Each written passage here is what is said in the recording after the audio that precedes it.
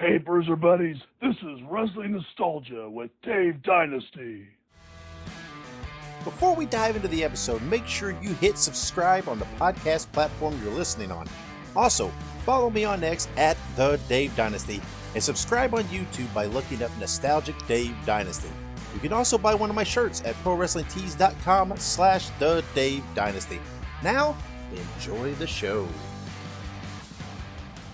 Welcome to 1 hour of the toughest, roughest wrestling you'll ever see. That's right, Dick the Bruiser said it all.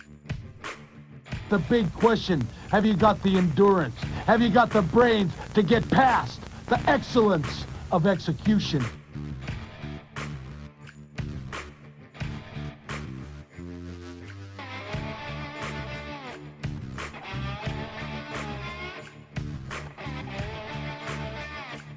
The reason why Axe and myself were put on this earth is to demolish people.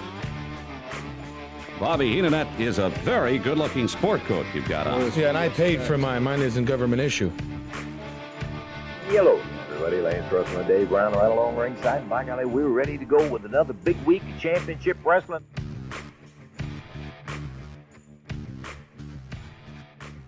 Greetings, wrestling fans, and welcome to Wrestling Nostalgia. I am your host, Dave Dynasty. Thank you for joining me. Once again, I'd like to apologize for there not being a new episode last week. I hate missing weeks. Drives me nuts. But I had several interviews scheduled going on and different things on my side, on some guest side. Just scheduling got to be chaotic and a mess, and nothing ended up panning through. So, alas, no episode. I apologize. But man, I have a good one for you today. A little bit longer than usual even. Totally interesting. And not only one guest, but I'm bringing you 3 guests on this episode. It's a group Portland wrestling discussion. Joining me is Mike Rodgers, Kerby Strom, and Rich Patterson. I introduce all of them in the beginning of the interview, tell you all their credentials, etc. But this is a great chat, talking all about things Portland wrestling. So let's take a break and get right to it. You know me, no fluff. Just get to it. Let's have that conversation. So when we come back, we're going to talk Portland wrestling. Hey, you bums, we have to take a quick break. Filsinger Games is a tabletop cards and dice game company that has enjoyed success for over 3 decades. Their first game was Champions of the Galaxy and was released in 1986. Champions of the Galaxy is a tabletop game that features professional wrestling over 100 years in the future. Humans, aliens, and monsters battle in the Galactic Wrestling Federation for belts. Legends of Wrestling features officially licensed wrestling cards featuring stars like Ted DiBiase, Jimmy Snuka, Harley Race, and many, many more, including game sets for independent promotions. Each match takes place in real time. The action is fast and furious, and all the things that happen in pro wrestling, like cage matches, outside interference, 3-man tag matches, they also happen in the games.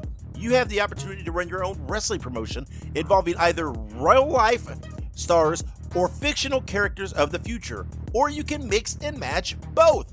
Visit filsingergames.com for more information and to order the games today. That is Filsinger Games, FILSINGERGAMES.com to order now.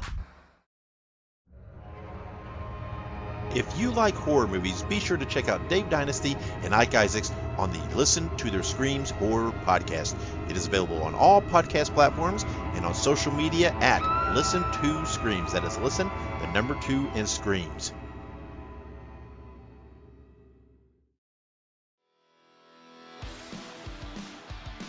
Hey ho, everybody. Subscribe to the Pinhead Pod, the Ramones fan podcast, bringing you interviews, news, deep dives, and much more. Look it up on your favorite podcast platform. That is Pinhead Pod. We're back on Wrestling Nostalgia.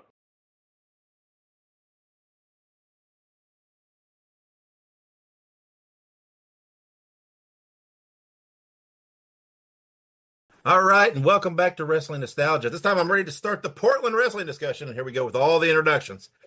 First, we have Mike Rodgers, author of Katie Bar the Door, The History of Portland Wrestling, the encyclopedia of Portland wrestlers from the House of Action, and Excitement in the Air, the Voices of Northwest Wrestling, Volumes 1 and 2. Hello, Mike. Hi. And then we have Kerby Strom, a collector of Portland wrestling memorabilia, curator of the Instagram account Classic Portland Wrestling, where he shows off his collection, and a member of the band. Is it Donava? Donava. Yeah. Sorry, I tried. That's all right. How you doing, Kerby? I'm doing all right. Thank you. Usually I don't have any competition for most hair, and I just gave it a trim too, so this is kind of short for me right now. All right. Well, I haven't trimmed mine, so. All right. And then finally, we have Rich Patterson, who's also an avid collector of Portland wrestling memorabilia and a savior of many Portland wrestling VHS, as well as the network producer for the NBA's Portland Trailblazers radio broadcast, who we might mention. Rich just passed his 3,000th consecutive game milestone. Congratulations, Rich. Thank you very much. Great to be here with you guys, talking Portland wrestling. That's right. Now, in an effort to keep this where we don't go for 24 hours, we're going to do an overview of Portland wrestling. Now, we'll dive deep. Now, we may revisit in the future, one or more of you, to go deeper. But we're going to keep this kind of broad scope for maybe those who aren't as familiar with Portland. So let's start by each of you kind of giving me kind of your first memories of Portland wrestling. Mike, let's start with you. Okay. Probably when I was about 7 years old, it came on television. My grandparents liked Portland wrestling. My mom liked Portland wrestling. And I was just absolutely fascinated and captivated by what was on TV. And when I was 8 years old, I discovered that the results were in the newspaper, and I started clipping those out. There was a short time where I left the Northwest when I was 9 years old.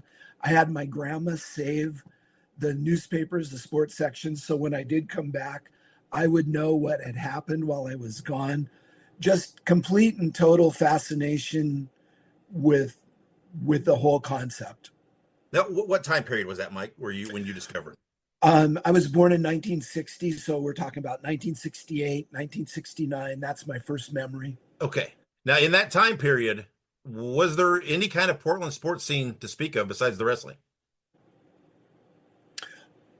You mean other sports? Yeah, other sports. Was there what was happening in Portland at that time? Do you recall? Rich, the Trailblazers started in 71? Portland, the Trailblazers started in 1970. So the time period Mike's talking about, all we had were the Portland Buckaroos hockey team, which was like, and the Portland Beavers baseball team, which were both like AAA in hockey and baseball. Okay.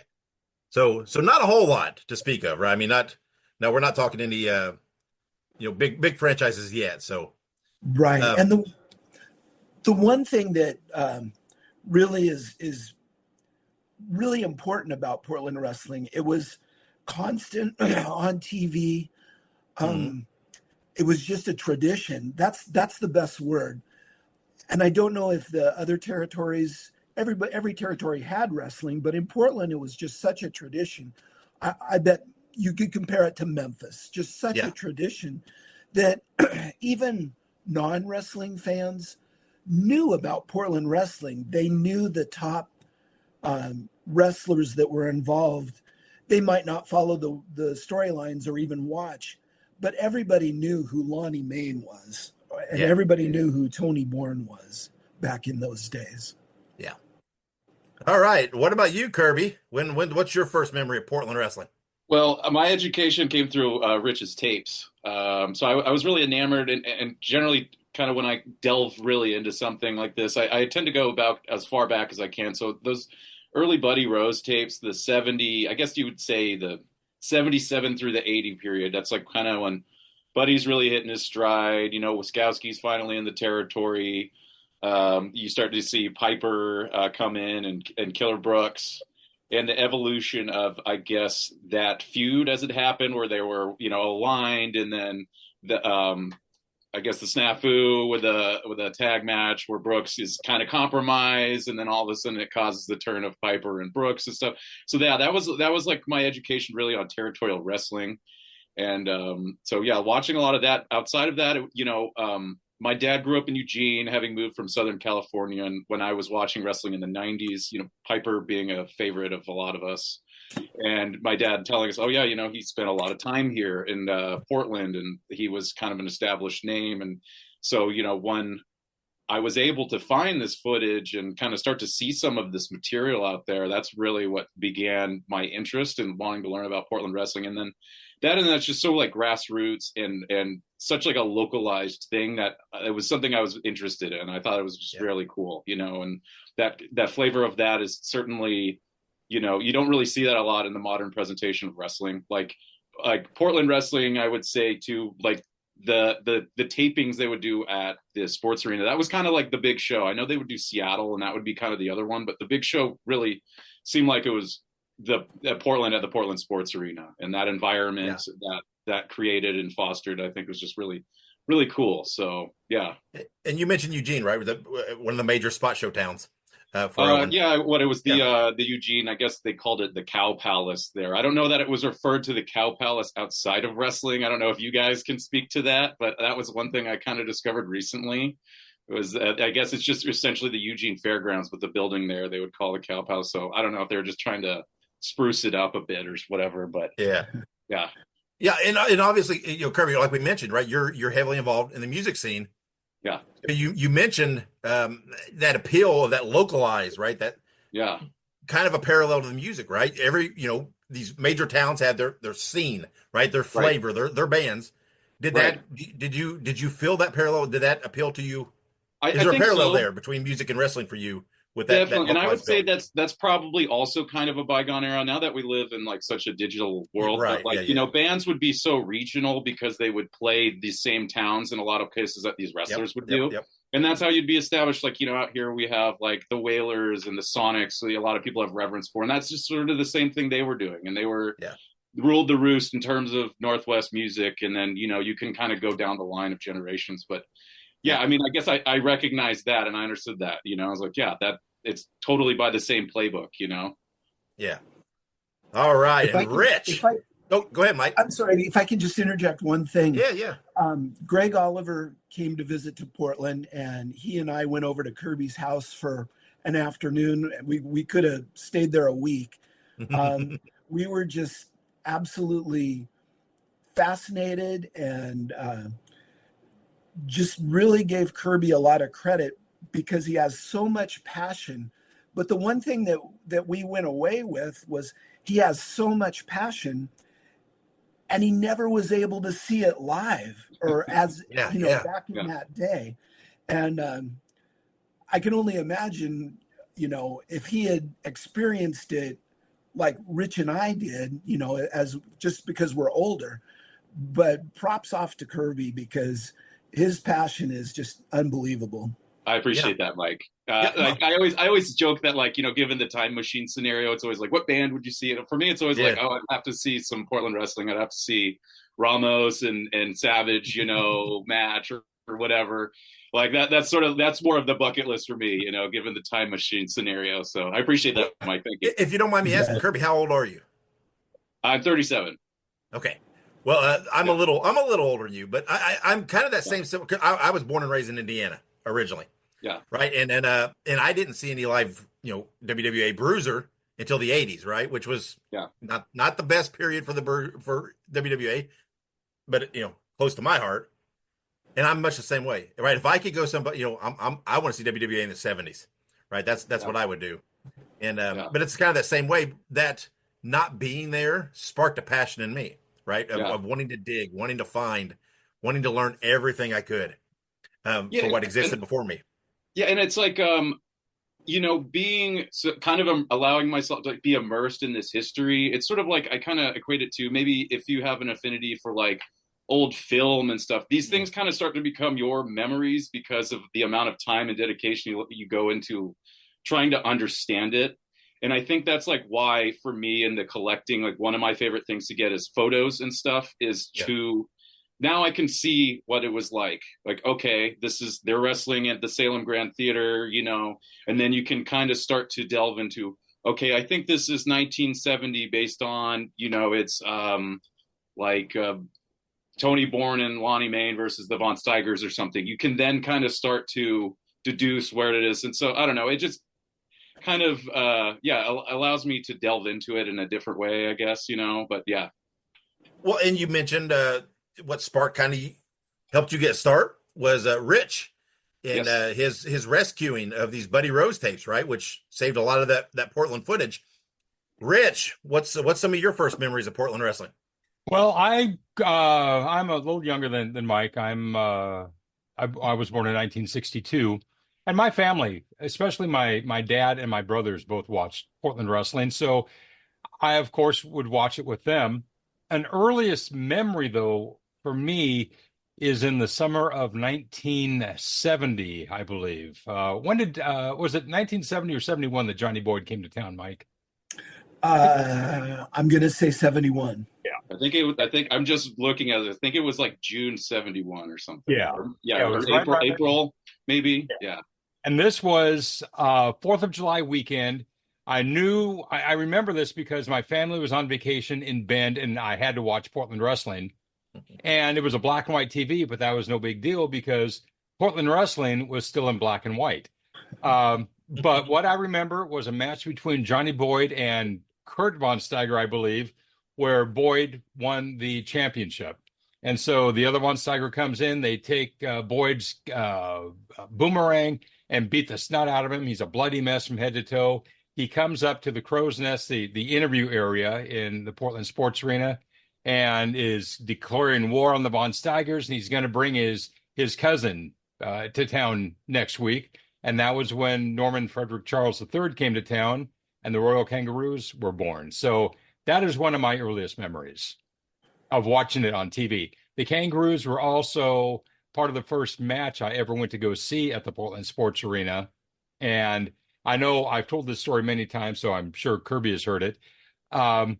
We were sitting maybe like 5 or 6 rows up, and it was the Kangaroos versus Ed and Bill Francis.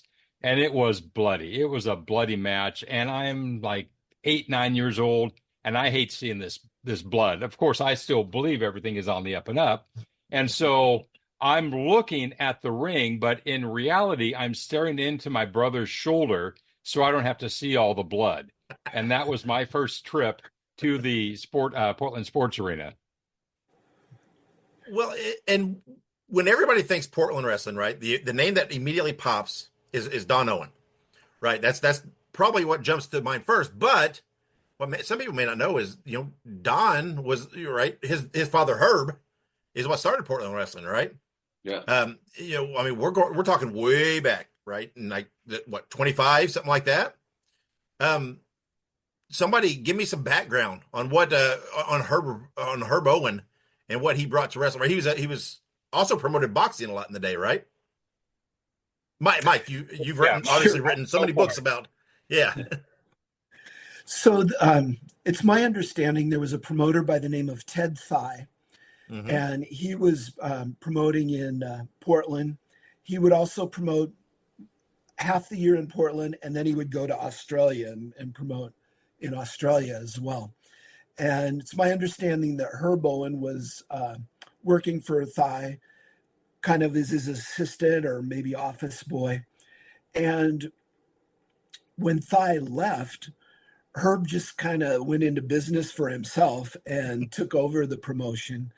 And there was a rule that said only one person, at least maybe it was just in each town, could have a license. So Herb, it's my understanding that he got the license in his name and just took over from that point on. I mean, how pro wrestling is that? Yeah. like you're going to leave town to go to Australia. I'm taking the territory. That's the epitome of Portland, right? Of pro wrestling. That is wild. And we talk about, right. I mean, Herb, I read that Herb, promoted boxing. I even supposedly even had Jack Dempsey refereeing some early wrestling matches, right? Lots of crossover and things. a few years later, or maybe a couple decades later, right? The NWA is formed, and Portland's tied to the NWA right from the beginning, right? One of the cornerstone territories. Tell us a little bit about that, because did Herb play a part in the formation of the NWA? I am unclear of that. I am not sure. I know that they bought in and they were one of the originals, but yeah, I'm not sure how much input he had. It seemed like Elton and Don, even at a young age, became more visible as part of the promotion. Yeah. Herb, if my recollection is right, was injured in a logging accident. So I don't know how mobile he was, how present he was in front of the fans, and even how to the degree he was invested in the promotion, other than just getting it started. I'm not certain. Well, if you can find old pictures of the NWA board of directors when they have their board of directors meetings and get-togethers, you'll always see Don Owen there. Yeah. So from an early day, it's and I like to see those pictures because all these guys look the same, and so trying to find Don Owen, picking him out of all these old bald head guys, it's kind of a trick to do that. You have to find the loud suit jacket. That's always that was the trademark. But I feel like, too, I want to say that Ted Thigh and Herbo and kind of were running against each other, too, for a spell as well, right? And I want to say Matt Farmer one time was mentioning, also another fantastic historian on the Northwest. Yeah. I want to say that Ted Thigh was running kind of more heavyweight style matches, and that the Herbo and stuff was a little bit more middleweight kind of style guys. I don't know, differentiate. But yeah, and I think Ted Thigh is kind of in part involved in the whole NWA lawsuit or the federal investigation into the antitrust thing too, because I want to say it was his brother was a politician out in like the Midwest, I think in Minneapolis or something. And so he might have had his ear and kind of got involved about, hey, I'm getting pushed out of being able to promote, but yeah. Well, and like we said, of course, right, Portland kind of rose to a new level under Don, right, Herb's son. And like Mike mentioned, right, a lot of people don't realize Don had a brother, Elton, and they both, though, got started very early in the promotion, like most promoters' kids do, right, selling programs, selling popcorn, doing whatever it takes. How did the transition happen? Mike, you mentioned a logging accident. Is that how kind of Don came to kind of take over the promoting and running the business? I would expect so. Yeah, Elton. There's results of Elton actually wrestling, certainly boxing, back in the 40s. It wasn't a very long career, just a handful of matches, it looks like. And there was always speculation that Don had one or two wrestling matches as well. But yeah, they just became more prominent, and the faces of wrestling. I think Don probably had a little more business sense. He seemed to be the lead person. Elton primarily, especially in the later years, just took Eugene. Earlier than that, he probably had spot shows. But Elton, the stories go, was kind of a loose cannon. And I think Don was just more of the steady businessman. And if you talk to wrestlers who worked for both of them, Don was always the nice guy, the good payoff guy. Elton was the asshole. Yeah. And a lot of people, very few people have said they didn't like working for Don. Yeah. You get a lot more wrestlers who said they didn't like working for Owen. I want to say, too, that Herb Owen, he passed relatively prematurely, I want to say, because I talked to Barry Owen not long ago, and I want to say he either didn't get to meet his grandfather, or he passed when he was very young or something like that. Yeah. So I think that essentially just meant the family business fell into the son's hands, Yeah, Barry's Don's son, right? Correct. Yes. One of Don's son, yeah. Yeah, and Yeah, and yeah, I mean, you don't hear anybody really say across the road about Don Owen, right? Always considered one of the most honest guys, right? Admirable guy, fair payouts, kept to his word, which might be why he stayed in business for so damn long, and why people liked working and stayed so loyal to him. I mean, you had Roddy Piper. Yeah, Piper wouldn't work a Portland show when he was with WWF. That's right. Yeah, and even coming back years later to help Don Owen in different capacities and appearing in different ways, right? Because there was a very strong loyalty, because you always hear that Don treated everybody fairly, and the only person I think that really I know has a big gripe was Dean Silverstone didn't take to Don. And I know that he was a Harry Elliott guy, so I think he was hoping to get a part of booking the Washington side of things. And so when that didn't happen, he started the whole Superstars promotion or whatever. But in his book, he doesn't have very fond memory. He's one of the few people. And then you hear some of these other wrestlers too that will say it was a Mickey Mouse territory, like your Austin Idols and your Dave Schultz and stuff like that. Because I mean, I feel like it was a territory where guys who were shorter in stature were certainly able to work the card and move their way up, like a guy like Dutch Savage, I think was like 6'2", and he would have been like a big man in the territory, Yeah. Well, I mean, some of those guys you mentioned, right, those are Tennessee guys, right? It's different. I mean, it's a different flavor. Yeah. And one, I had a chance to interview lots and lots and lots of wrestlers, and one wrestler's story that really stood out to me was Gary Royal. Now, Gary Royal is not a big name in wrestling, but he came into the territory, and through his interview, he said he was promised X amount of money, and that never came to fruition. And he talked about how, for his well-being, he needed to leave the territory, and he did so without giving notice. And he found himself blackballed out of wrestling. And I went to check on that, and I checked through Wrestle Data to see how much Gary Royal wrestled after leaving Portland. And his claim appears to be fairly accurate, because he did not wrestle, but a handful of matches. And most of those where he was under a mask. Yeah. So it's a unique story. It's a different story than most everybody else's experience. Gary Royal must not have lived up to Don's expectations, because he just, he had some success in Kansas City. When he came here, I had a chance to see Gary Royal in Kansas City. He was a little bit smaller than I expected him to be, and I think that might have hurt his opportunities in Portland. He was very short. But yeah, I find that story fascinating, because it isn't the way that most wrestlers found their opportunity in Portland. One thing about talking about Don Owen and Dr. D, David Schultz, Don had a unique way of mispronouncing wrestlers' names when he's introducing them. Who knows who would be introduced somehow? But the one that I remember so well, and I do have this on one of the tapes, is when he introduces David Schultz as Dr. J. Dr. J. It almost seems purposeful sometimes, honestly. Yeah. I don't think Don Owen was with it enough to make jokes like that.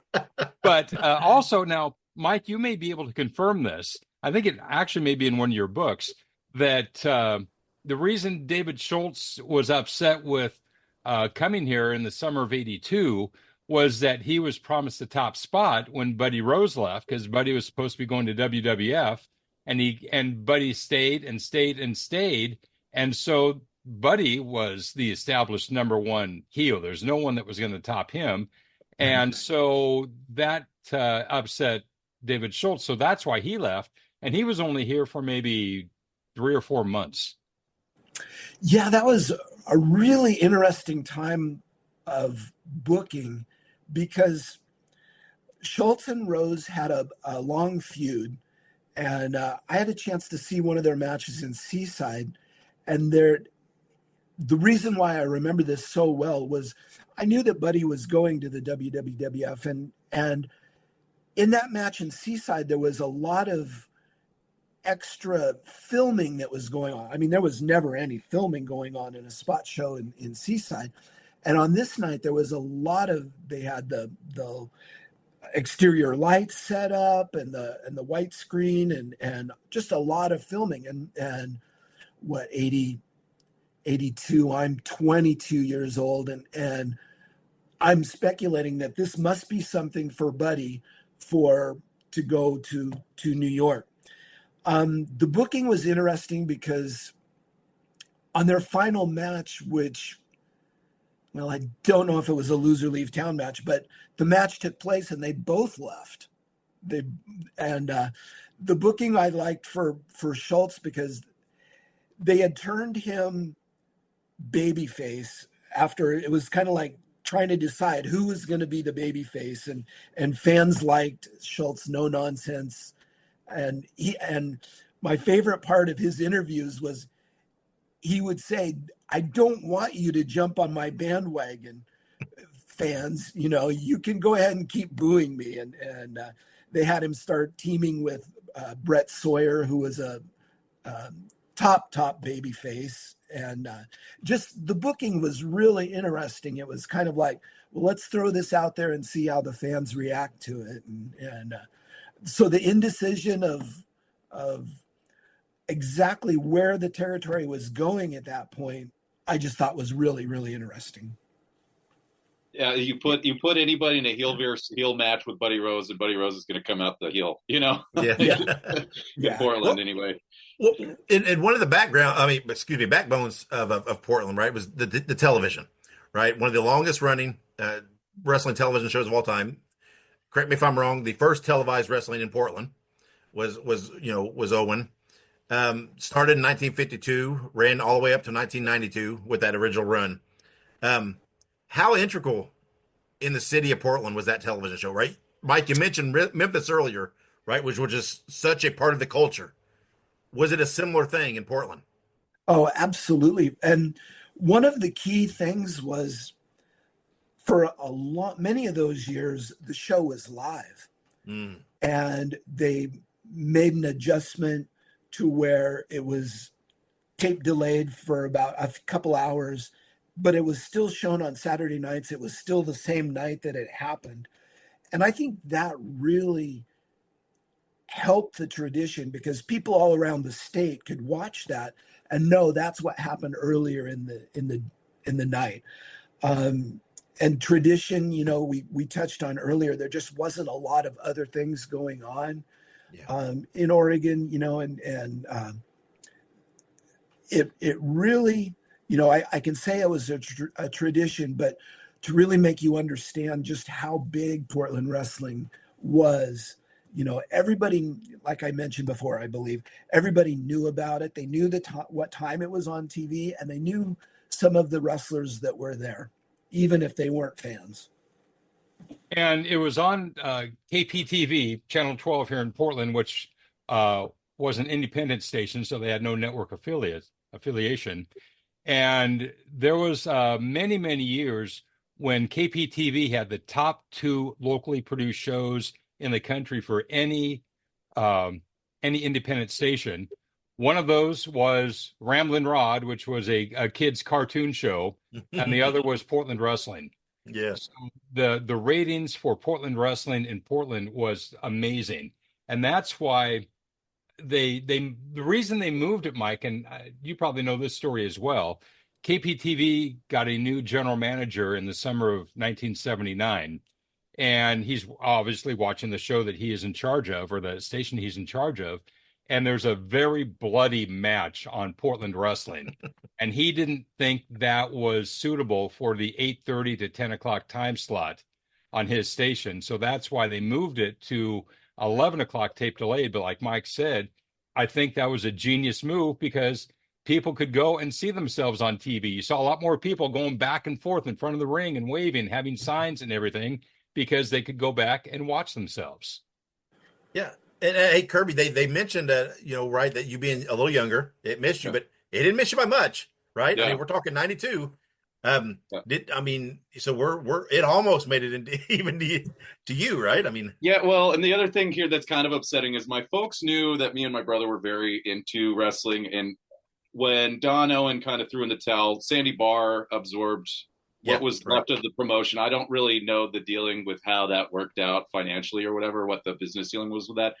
But he started up Championship Wrestling USA, and there's like, there was a card they ran, I guess it would have been 94, where there was like Tanya Harding, right? And like Art Barr came back as Love Machine with Eddie Guerrero and stuff. So at the time we're watching wrestling on TV, like meanwhile, my folks could have taken me some of these things, and I'm like, oh man, what a missed opportunity in some of these events that we could have been to.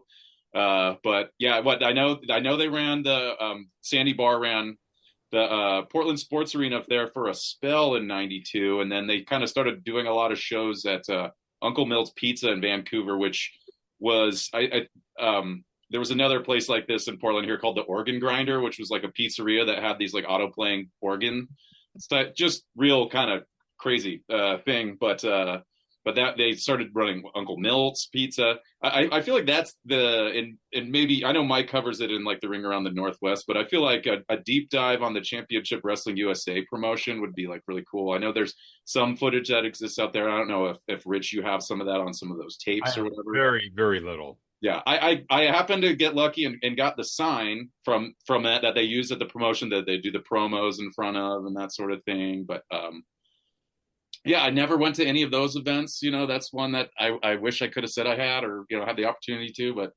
so it goes. Well, we several times, right? The Portland Sports Arena has been mentioned, right? And for those that don't know, right? What it was in '68? Was it '68? Yeah, where Don Owen, right? He bought a bowling alley, right? An old bowling alley, and renovated it, and that was the building, right? For a long time. Yes. Kerby, you have the sign from that. Is that right? Correct? I have a replica. It's much more scaled down, okay. But I have a friend who does a lot of sign painting and stuff, and so I was able to provide her with a photo, and she was able to just bang it out. So, yeah. Yeah. Right? Right in those days, every territory had their buildings, right?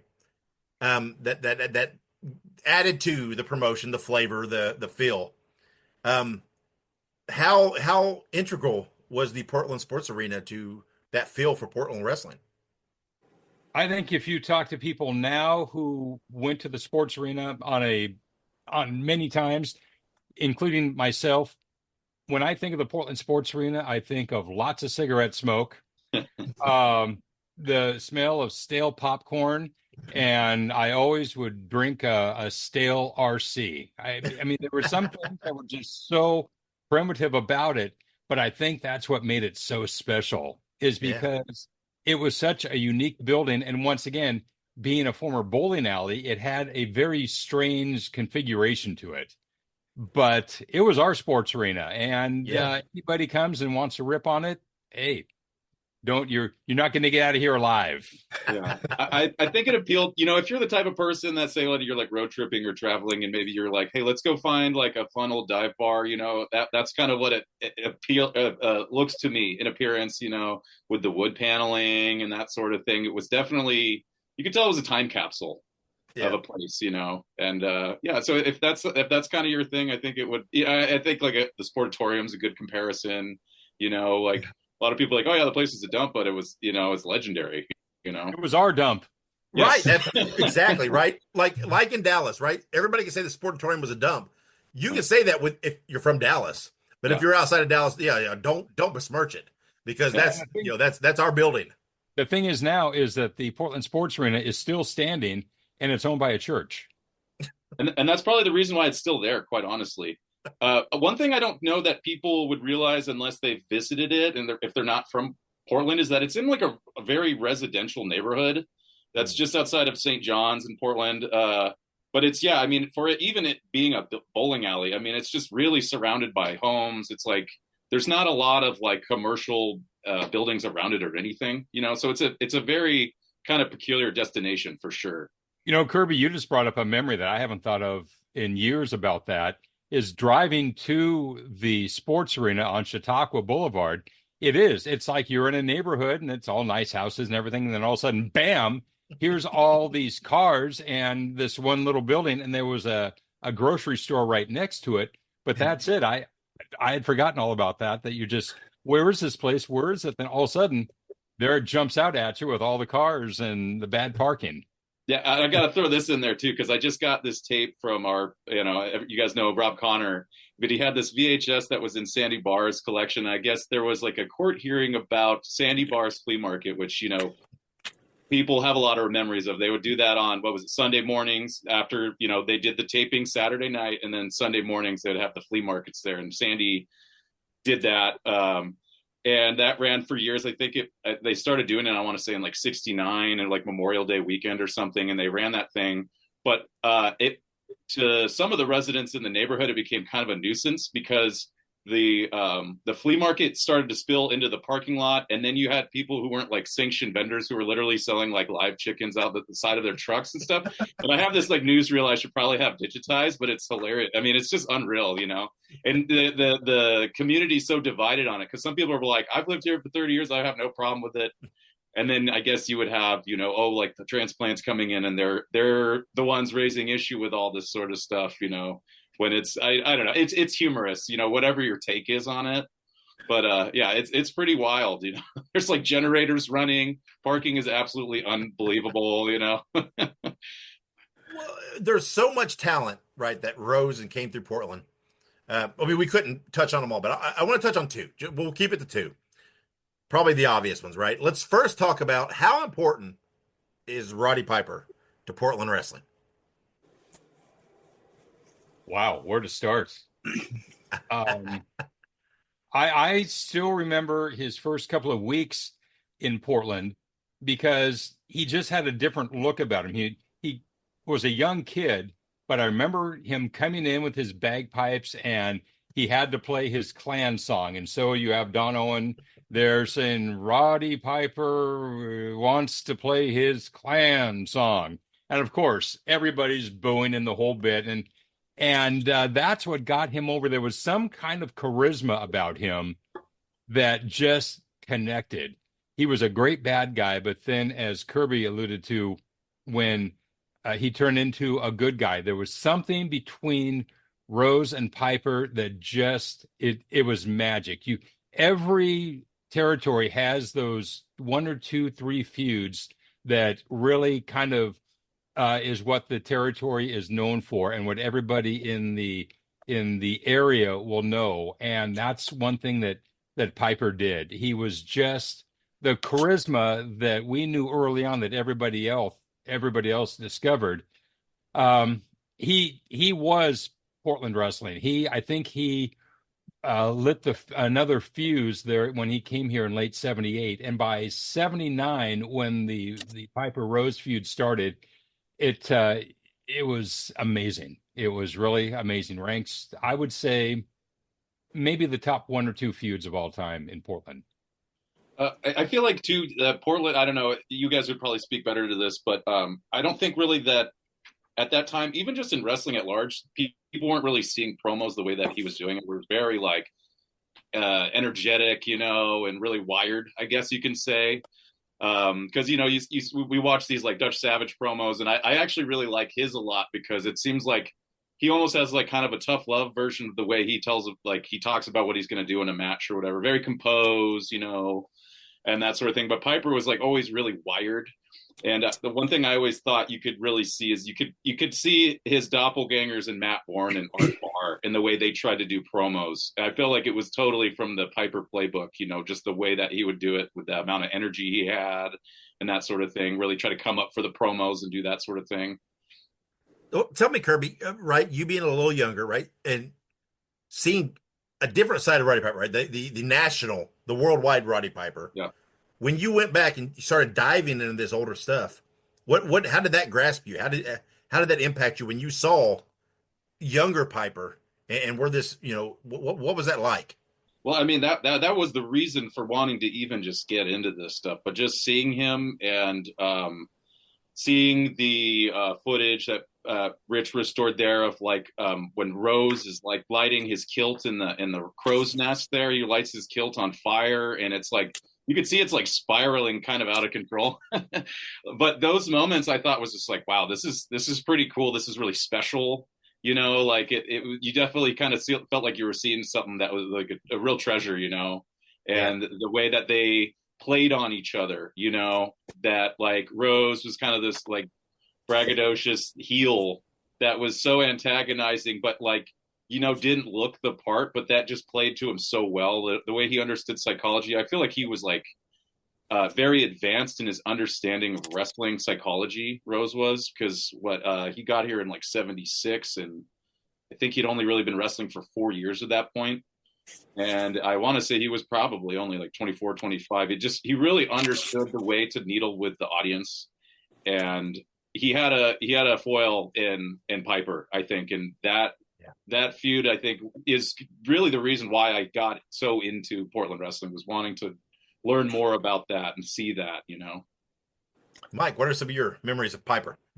Well, this is, I think, really interesting because at the time, Rose and Wiskowski were in and out a little bit, but still you'd consider them mainstays in the territory. Killer Brooks comes and debuts on the same day that Piper does, which was, as I'm looking at my book, October 7th, 1978. I don't think Don Owen had thought that Piper was going to have the impact that he did, because you've got Rose, Wiskowski. Brooks is the prototypical Portland wrestling heel. You know where he's going to be slotted. Piper had come from LA. I don't think Don had a lot of respect for what LA was at that time. And the reason I mention that is you have a history of LA wrestlers coming to Portland and then not getting a push at all, like Hector Guerrero, Tim Flowers, guys who'd been really on top in LA, then not getting much of an opportunity at all. But then Piper's charisma was just off the charts, and you couldn't, if you were going to give him interview time, there's no way you could keep him out of main events. So I think that's really interesting, because honestly, as I look at the crew when Piper came in, especially with Brooks coming in on the same day, I don't think Don had plans for Piper, certainly to the level that, one of the most popular wrestlers ever in Portland. Yeah, and as all of you mentioned, right? I mean, a perfect segue, right? The other name I was going to throw out there, you can't mention Roddy Piper without mentioning Buddy Rose, right? And for those of us who are not from the Northwest, right, and maybe have a different vision of Buddy Rose, right, from other television, whatever else. But Buddy Rose, I mean, is there a bigger name in Portland wrestling? I mean, how underappreciated in the grand scheme of things is Buddy Rose than his impact in Portland wrestling?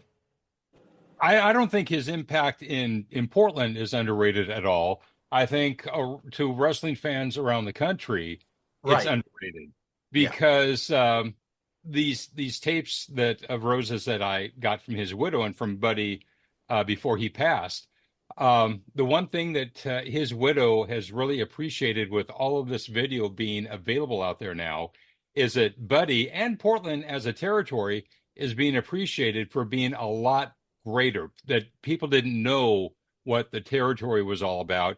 There are people that, sorry, Kerby, around Kirby's age that would think of Buddy Rose as the blow-away diet guy, and that was it. They had no idea about his amazing work up here for all these years. And that's one of the things that I am most proud of with spending all the time and money and getting all of these tapes restored, is because now people know how great Playboy Buddy Rose was. He may not have been that great when he went to other territories, but he had his little bit of run in WWF in the early 80s. But in Portland, he was fantastic. He was the territory. Everybody, if there was no Rose, would there have been a Piper? Right. Like, I mean, in that same, right. Much later, you can say if there was no Piper, would there be a Hogan? But Kerby, he brought up an interesting point. What was your first exposure to Buddy Rose? Was it the Portland stuff, or was it the WWF stuff? Even the WWF stuff, that was a little bit before my time, even, of watching. But so it really was this footage, I would kind of liken people's understanding of Buddy Rose that maybe aren't from the Northwest or haven't done like a deep dive on the tour, maybe to like, I don't know if this is a perfect comparison, but like maybe like a Bill Dundee to like Memphis or something, where he's very recognized there as being integral to the territory, and people have so much respect for him, And I think the same thing as well for guys like, I don't know, people outside of the Portland sphere really recognize how important like the Kangaroos were, Bull Ramos, Dutch Savage, like the people that watch it here, those names are big. And I've talked to a lot of people, and they'll be like, man, when the Kangaroos would come on TV, that they meant business, like that was like, okay, I got to stop what I'm doing and like watch this match or whatever. Or same with like a Ramos or whatever. And I think Buddy was no different. I think he really played that audience like a fiddle, and he was able to, like, I mean, his career here was, starts 76, and he just like he's hitting all tens, like pretty much up through like the early 80s, like up to 82, 83, whether he's with, right off the bat, he was tagging with Ventura, and then Wiskowski, and then you got the Sheepherders come in, and then he's got Adonis and Ron Starr as nemesis, and then, with all the people around him, and so he's just so integral to the territory. I don't think you can really like overstate how important he was. Yeah, and there's a lot of that, right? As the territories fade into a nationalized wrestling, right? Every territory had these guys that were stars, were draws, were attractions, who were doing enhancement stuff in the WWF or whatever later, because they had to work, right? They had to find something, and everything was drying up, and that's kind of the shame, right? That these guys, because there's so much tape left exists of that stuff, but not their prime stuff, that they're viewed a certain way. But even Buddy Rose, though, even in the stuff he did in the WWF, you could see that charisma. You can see that personality, even then, with those limited opportunities, you could see it present itself. He still knew how to work that camera and get himself over, even in an enhancement role when he was doing that kind of stuff. Mike, tell us, what do you think? I mean, tell us some of your memories of Buddy Rose. Well, we just talked about how Don's expectation of Roddy Piper, we didn't know. Buddy Rose, when he debuted, it's such a unique situation because Don always had a pattern. The new heel comes in, he squashes somebody the first week, second week, maybe he wins the Battle Royal. You can see that's the person that's going to get the big push. With Buddy, it was different than any other heel, and here's how. He came in, and remember, before this, he was just Paul Pershman in the AWA. He came directly from Texas, strictly preliminary. And I know that he had Red Bastien's word to back him, but Buddy came in and main evented on his debut night, which is absolutely unheard of. And so he really had to have some words and confidence behind him for Don to put him in that position. And he started teaming with Jesse Ventura, and the opening, his debut, they beat Jimmy Snuka and Savage. So that established him immediately. And it was a really interesting pairing because you've got Ventura, who's the strong, at that time, just jacked up, muscular guy, and Buddy, who was in good shape, that deceptive good shape, but still had a little softness to his physique, which got him heat, immense heat just by his appearance. And then he was able to talk to Ventura. There's another side note that I find fascinating. Jesse Ventura's run, especially his first 6 months, they never let him say a word. Bull Ramos was his manager. They never let Jesse say a word. And I just find it fascinating to where he evolved to. But Buddy, I think, established himself with his work and also his mind, because Portland didn't have a booker It was just like the top guys just all got together and figured out what it was going to be. And maybe Don had a little bit of input. But I think that may be one of the reasons why Buddy stayed so long. He knew how to play the game and he kept himself on top, but he kept himself on top by involving other people to make good opponents for himself. Yeah, And I mean, sorry, go ahead, Rich. I'm sorry. One thing that Buddy told me was that he enjoyed working with his friends, and he'd bring his friends into town, like the sheep herders, who he teamed with and then went up against. Jay Youngblood is one guy who he was very good friends with and brought him in. Rick Martel is somebody who was a good friend. Roddy Piper, they were friends, and he brought these people in. Kurt Hennig, yes. And he would bring these people in, and he said it was so much fun working with your friends. And if you look back, these guys who he had the major programs with were friends of his. And I'm sorry, Rich. Look how good of workers all those guys that we mentioned were. Yeah.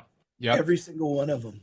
And one thing about Buddy as well, when he came into town, we talked about Bull Ramos and the Kangaroos. As bad guys, they scared you. As a kid, they scared me. They came up and they were fire and brimstone. But when Buddy came in, he wasn't fire and brimstone. He was the arrogant little dink that you wanted to slap around, and you wanted to see him get slapped around. And so he was a different kind of heel than we had been exposed to here in Portland. Yeah, and we talked about that loyal. Oh, sorry. No, go ahead, Kirby. Well, I was just going to say, he kind of, it's almost like the Ole Anderson principle. Like, he found the territory and he was able to homestead it for years. And like that is the goal of the territory system.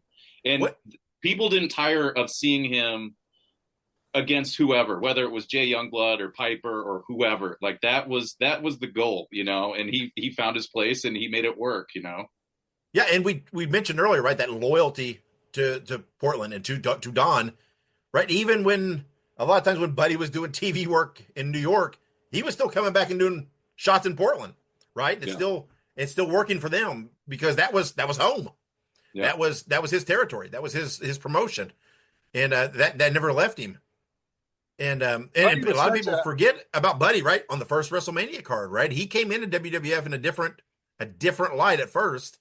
Was on that first WrestleMania, and he's kind of one of those unheralded talents. And Mike, I don't know if you or Dave, if you can confirm this. I had heard stories that the reason that they made him the executioner and put a hood on him is that the WWF had plans to bring Buddy back as main event talent, and they didn't want him to be in a squash match there at WrestleMania. Is that an old wives' tale, or does anybody know about that? I'm not certain, but that certainly makes sense. I've heard like similar, maybe just to at the least protect him, because I know he was wearing his. If you notice, he's wearing his snakeskin boots, which said Rose, and he's wearing tape over them to obscure his name, maybe to do him service, and that he's not being thought of as an underneath guy or whatever. Well, essentially, even when he's doing WWF enhancement, I mean, he still had a gimmick, a personality, right? He was doing the weight loss protein, the weight loss powder. He even they were giving him something, or he was allowing him to do something, even at that level. And it was, so I don't know. It's odd that they didn't let him get a little more, but they certainly did, appreciate some of his talents and what he brought to the table. It seems that go ahead. Oh, well, I was going to say, it seems that anybody who's like a Portland wrestling fan, or like, if that is their bread and butter, it seems like this run in the WWF in those later years is always kind of a blemish. Like everybody's kind of like, there's that. And it's almost like you'd rather see him almost in like a Bobby Heenan type role, where he could have been like a manager that could take bumps and do something and have a stable that maybe would have, I think suited us fans better or something. Because it is kind of hard to just see him where literally the gimmick is look at the size of him, but he's also able to take bumps and stuff, but he's losing to every single person on the card, Yeah. In exceptional fashion, I guess, but, but that's about it, I think one thing that we should mention is his bumping ability. Even when he got heavy, he had that unique bump where he would hook his toes on the middle rope as he's going outside, and you never saw anybody else do that bump. And that really helped keep him over, and he was so good at taking bumps. Yeah. Well, and being in Portland, I don't know how many wrestlers, when they pass, get a news story about them. It was big news on all the Portland TV stations when Buddy passed in 2009. Prior to that, we would hang out every so often, and I will always remember going to Buddy's favorite, if you can believe this, all-you-can-eat Chinese food place in Vancouver. And so we go in there, and it was a Saturday afternoon, and this was maybe in 2004, 2005, people still knew Buddy, and they just glommed onto him, and Buddy loved it. He had turned into kind of everybody's favorite good guy. They love to hate him in years gone by, but in his later years, he became such an icon in Portland.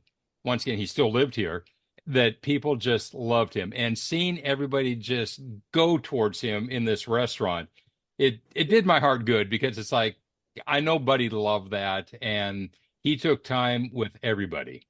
I had a friend that, mentioned the same thing, like when he was, I guess, either middle school or high school, talking about seeing Buddy Rose at the Jansen Beach Denny's, and just being like, hey, Buddy Rose. And he would, kind of point back, or he loved that attention, he was never shy from the limelight, But you never wanted to be in a car with Buddy when he was driving. I only rode in a car once with Buddy, and I swore I would never do it again, because he was in this big old Cadillac, and he had cable TV in his Cadillac, and he knew that I was a big Chicago Cubs fan. So while he's driving, he has one arm over here, and he's trying to adjust to WGN so I could see the Cubs game. Meanwhile, we're still going 60, 70 miles an hour down the road. And then during that same trip, he says, hey, let's go see Tammy, his wife, because she was working. And so he goes and does this huge U-turn right in this intersection. It's like, there are cars out there. And it's like, Buddy had no fear. I had lots of it that day, but he had no fear. And I swore I would never ride in another car with Playboy Buddy Rose. Well, and I know I said two names, but another name that you guys have all mentioned at various times is Dutch Savage, who may not be familiar to a lot of people outside of the Northwest. Not only was he a talent, right, but in '76 he actually bought into the territory, correct? How did that happen? What did that have a lot of impact in the promotion? I don't know that he bought in, but I know he started running the Washington side of the promotion, because it had been dark ever since Harry Elliott stopped promoting Seattle. I want to say in like '71, which is why the whole Superstar Championship Wrestling was able to happen with Dean Silverstone doing the promotion, because they weren't running Washington anymore. But I don't know if he was actually ever bought in, but I think he probably just paid his dues to Don for the booking or whatever of the talent or something. But I don't know, Mike, you might know probably more about that. Dutch was a salty character, that's for sure. Dutch will tell you that he definitely bought in.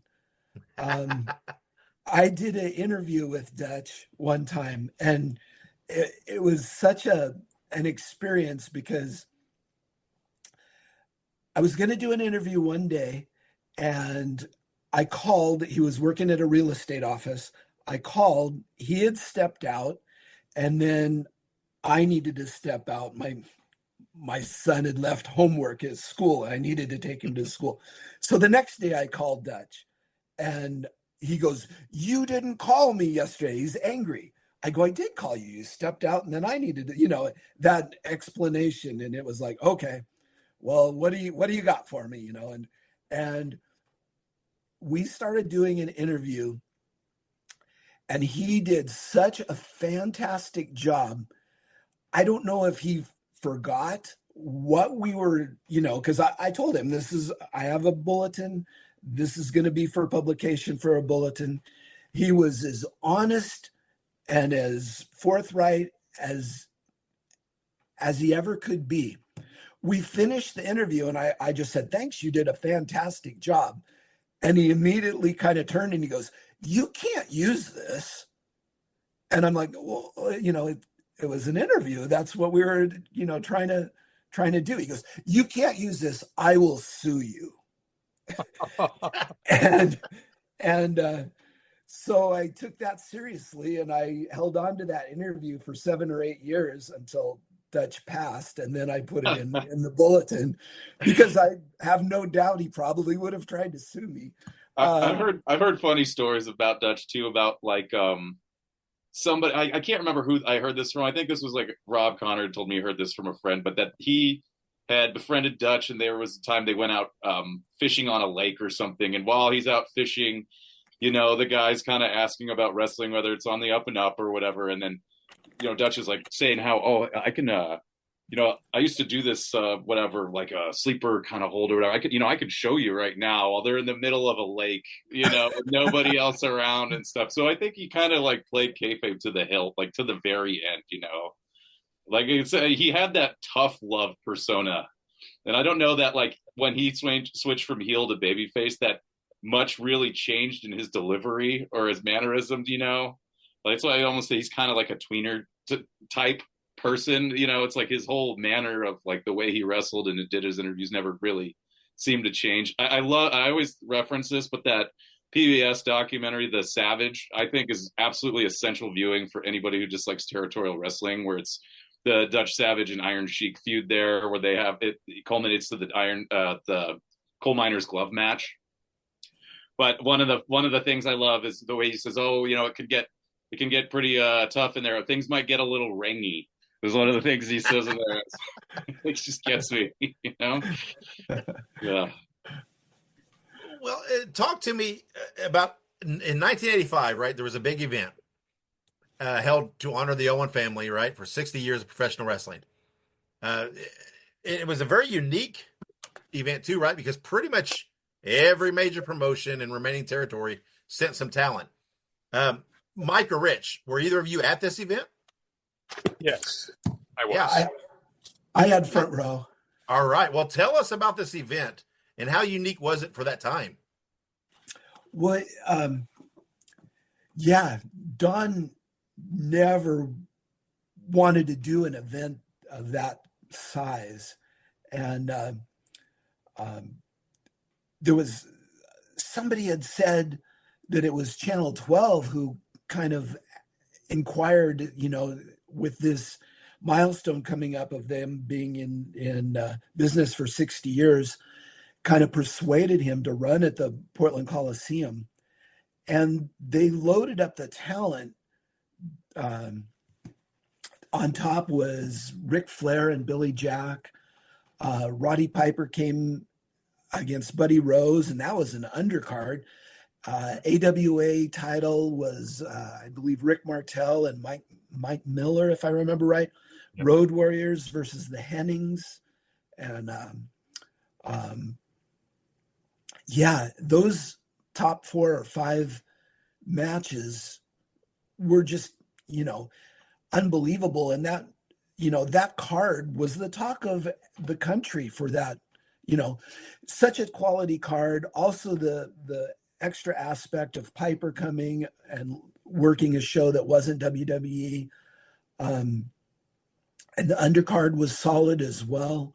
I will never forget the first time I'd ever seen the Road Warriors, and in an arena that big, when their music hit, literally goosebumps on my arms. Well, one thing about the Piper Rose match is that this was in '85 when Piper was far and away the number 1 heel in WWF. Yeah, right. Despised by everybody. The pop for him when he was announced, if you watch the video, he comes out and he has the real stern Roddy Piper look. Then all of a sudden you see this big grin come on his face when he's getting the cheers like it was 1980 all over again. That was, I want to say it was like a month or two right after WrestleMania. So yeah, there's that. I want to say leading up to that too, he does a promotional thing on local news where he is in like heel gimmick, but there's still the adoration from the local fans for him. I'm sure it's on YouTube, and I can't remember what the segment was, and maybe you guys remember, but like even one of these kids in the audience is asking a question to him about why you're a bad guy on national TV, but what changed? And he kind of has the whole rap of like, well, I didn't change. The whole the audience turned on me. That's them. Really not really breaking or whatever. But yeah, like Rich said, there's no way that crowd was going to boo him. It's just not going to happen. And also the other thing too, I don't think people really know, like people know of that card, but Portland was on really lean times in 85, 86. I mean, those are kind of like the dark ages for the territory because they lost all their top stars in the national expansion of the WWF. I mean, like Rip Oliver, I think, was over in WWF for a spell as like the Super Ninja or something.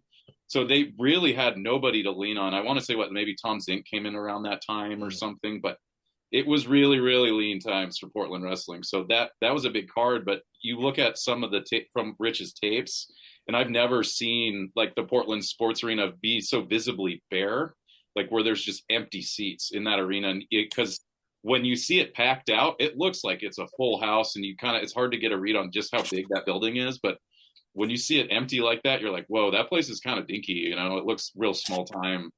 So it's an interesting juxtaposition because I want to say what they did, like 10,000 people for that super card there. Yeah. And no, go ahead, Mike.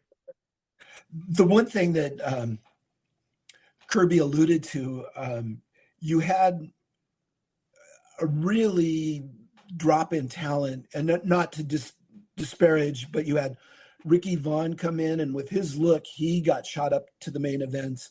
Mike Miller, a unique situation because he'd been around for a while as strictly preliminary and just kind of one of the last men left. He got pushed up. I think I've written at the beginning of 85, he was in the strictly preliminaries, and by Christmas of 85, he was in the main event in a cage match on Christmas night. Also, the Rip Oliver wasn't there in 85 for a time period, but his booking in 86 was so bad. There just was not anything going on TV in through 87. They would have maybe one or two turns during the entire year. And then Grappler came in 77, in September of 77. And it was such a stark difference because he had angles and issues and things more than just one, and fans just got overloaded in a good way. It was exciting again. And it was just different points of view of booking. But 85 and 86 and early 87 were pretty lean in Portland. I would say mid 86 to when Grappler came in late summer of 87. Those are some of the tougher shows for me to watch because your top baby faces were Coco Samoa, who had been a curtain puller for 10 years here, Scott Doring, Brady Boone. Nothing bad about them, but they had no charisma. There was nothing exciting about them at all. They didn't give you a reason to watch or want to go down to the arena. They couldn't carry a promotion. Yeah, that's what Grappler did. Is he did a really good job, and even though it's not my favorite era, he did a really good job of like fostering and building new talent. Like when you start to see, it's like you're like seeing the Southern Rockers, and they're learning on the fly, whether it's Steve Dahl and Scott Peterson or Rex King. But it's like there is a charisma in these young guys, and they're learning their trade. But like it's you can buy into it, Yeah, which is all kind of a reflection of territorial wrestling in general at that time, right? Yeah. I mean, it was not only was the WWF and the Vince McMahon thing and picking talent and whatever else, but it was just, everything was becoming nationalized, right? Cable TV, everything else, right? There was the regional stuff was kind of fading. You have all that, right? The changing atmosphere of pro wrestling. some problem with the primary TV sponsor and everything else, right? Led to Don retiring and kind of closing his aspect of it in 92. And I think Kerby mentioned it earlier, right? There was some other guys that kind of tried to keep it alive, right? Sandy Barr purchased bought the rights in 92, ran for a while.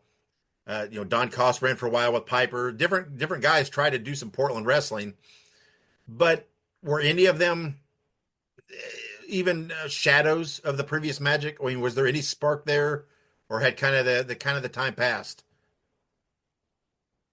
For me as a wrestling fan, I think the time had passed because the original Portland wrestling was so near and dear to my heart for so many years.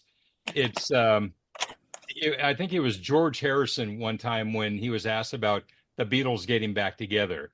He said it'd be like trying to reheat a souffle. It's just not the same. Yeah. And these guys who have been working on the various promotions since Don Owen went away in 92, I'm sure they're great talent, but it's not Portland wrestling. It's not the Portland sports arena. Yeah. I think ultimately, like, the change in culture is also one of the things that people don't really talk about that also kind of killed the territories too. The world changed. Yep. And that grassroots style wrestling that people grew up and loved, especially on regional television, or even when you're watching Georgia Championship being broadcast on TBS, it still like had a different look. And I just think that culture changed and it shifted. And I think trying to capture that is impossible, Well, right, because regional in general just faded, right? I mean, someone earlier mentioned a regional, I don't know I can't remember how it came up, like a regional cartoon host or kid show, right? Every territory had that, right? Kids show host, horror host, different things like that. By this time, all that was fading. Everything was fading because there was a rise in cable TV and a nationalization of television and entertainment in general. And it was just the landscape was changing.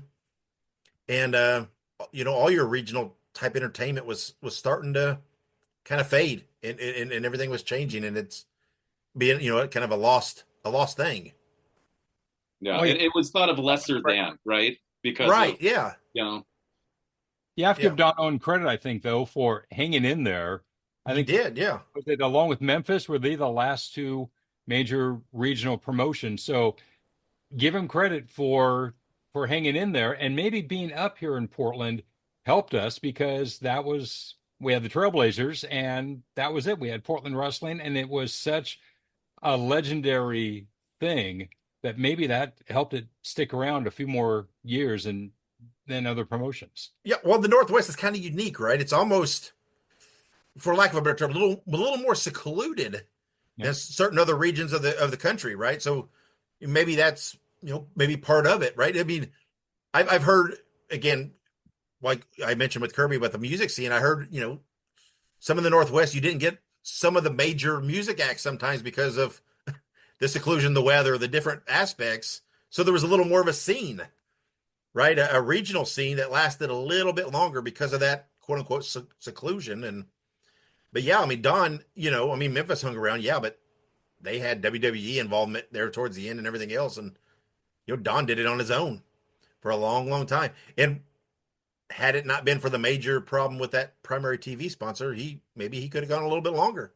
Who knows? Well, I mean, I don't know. And Mike, Kerby, you can jump in on this as well. What I had heard is that what the way the Portland wrestling worked is that Don did not pay. He didn't get any money from the sponsors. It was all the TV got all that. Where Don made his money off TV was being able to promote all of his shows. But then we had the bankruptcy with the major sponsor, Tom Peterson, who had been there since day one. But also WWF comes in and says, we will pay you $1,500 a week to run our show. Yeah. But you can't run any of the wrestling on your show. So Portland wrestling goes from having to pay all their production people every week to produce a local show to not having to pay that money. And in turn, they're getting money now for just running this show for 1 hour a week. And from a business standpoint, it made perfect sense for the management of KPTB to say, yeah, we'll take the WWF money and good goodbye Portland Wrestling. Which is what they were doing in most of the territories, right? Yeah. Going in and saying, hey, we'll pay you for the time if you just don't air these guys. And it seems like Don was happy to stay in his own lane with wrestling, right? Like, I mean, he never had invested in his production budget. You know, like people joke that it was a 2-camera shoot that were like 5 feet apart, essentially the same angle. You know, there was never really any intention to like update it or, you know, like they never going to do like the world class thing where they had a camera down by the ring and then the far away. You know, they were happy to just kind of be doing their thing. You know, in the same way too. I don't really imagine like Don politicking as an NWA member. Like it seems like he was happy to be doing his own thing. He had a promotion that worked, and you know it was fine as it was running for so long, and he was happy just doing that, you know, because he also had a cattle ranch that he took care of and other things. So this was like the family business, you know. And it took Roddy Piper to come in and basically tell Don that you have to, you know, evolve with the times, because Portland wrestling was always first 2 matches, 15-minute time limit, and that was it. Then you had the best 2 out of 3 for your last match. That was it. And Piper came in, had him switch things around a little bit. The Crow's Nest area, if you look on the older matches or the older tapes, it was chicken wire around the whole area, and it looked kind of primitive, and Piper kind of had him dress that up a little bit. And so Portland wrestling had a different look and format the last couple of years, but Don Owen did not want to make those changes. It seems like too, like the Rose Garden was a segment that Buddy Rose was doing there in those later years. That seemed like an effort to try to almost mimic the WWF style. And then there was the Fiesta Garden with Al Madrill. Like it seemed like they kind of started, as the audience was changing towards kids, they started leaning more into that as well, making the product. And there's also the whole commission thing where Bruce Anderson was doing away with blood. So it seemed like they really had to pander to being like, okay, children are watching WWF. This is the product that they're seeing. We need to maybe start focusing more on that from a booking standpoint and for the promotion. And so that's, you know, with like Beetlejuice as a gimmick and things like that, you know, like was it Farmer Carl Stiles? Just kind of everybody had kind of a gimmick, you know, there. And Poor Carl Stiles, he had a different gimmick every couple of weeks, it seemed like. Yeah. I always joke that Brian Adams was like, he had like gimmick salad, you know, he's like, what, it was Midnight Soldier and, you know, Crush and Brian Adams and Super Ninja or whatever he was. He had a bunch too, you know.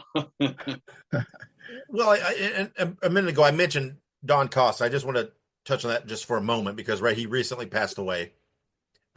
Somebody speak, right. He was the kind of the announcer or the broadcaster for about a 10-year period there, right? Yeah. From the early 80s to the early 90s. So the Frank Bottoman, the original announcer, passed away in October of 82. And then Don Cost took over for Frank. Yeah. And it was kind of from what I understand, what I heard and read, right, was it kind of nobody was real sure what happened at first because you guys someone mentioned the Portland Wrestling Expo. I had heard that everybody was there and was like, hey, where's Don? Why isn't Don here? And when they kind of looked into it, they found out he had passed away, and it was kind of caught everybody off guard a little bit.